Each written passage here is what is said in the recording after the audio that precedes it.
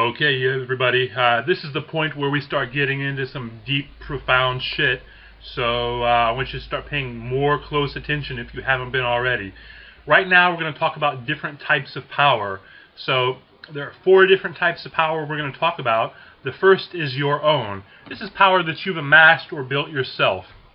The second type is your competitor's power. Power that your competitor has, that they've amassed and built for themselves. Then you have outside power, and you have mixed forms of power, which include variations of any of these 3. So, your own power, we don't have a whole lot to say about that. That's just power, as we mentioned, that you've built up and established yourself. This is the most preferable type of power to use.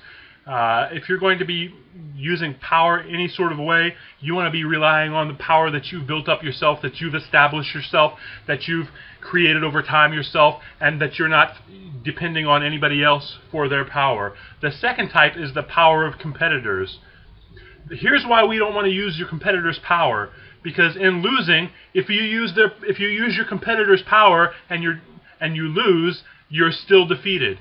If you win by using your competitor's powers, you're still their captive, because that victory can be taken, whatever ground you gain in that victory can be taken away from you at any point, because you didn't use your own power, you used your competitor's power, and they're always going to have, at their own core, their own best interest, the idea of taking from you. The third reason you don't want to use your competitor's power is because they're united.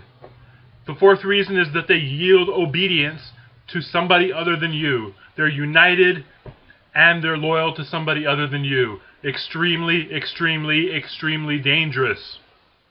Let's talk about outside forces. They're basically useless and dangerous. You want to stay away from outside forces to the greatest extent possible. We're talking about mercenaries. We're talking about allies, what have you. Here's why they're useless and dangerous. Because they're not united. In the case of mercenaries, consultants, people like that, they're often ambitious. They generally lack discipline. In the case specifically of mercenaries and consultants, they have no loyalty to anyone else except themselves.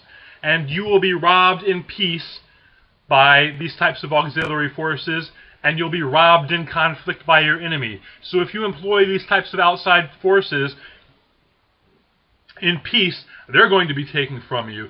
In war, in competition, your competitors are going to be taken from you. So you're fighting a battle on 2 fronts. You want to stay away from that. And then the fourth type of power is mixed power. This is any combination of these other 3. So ultimately, if it's at all possible, you want to stay away from employing your competitor's power in any type of conflict. You want to stay away from employing outside power, whether those be mercenaries, consultants, whatever, in any sort of conflict. And you want to stay away from employing any sort of mixed variant of these above 3. Ultimately, you want to rely on your own power.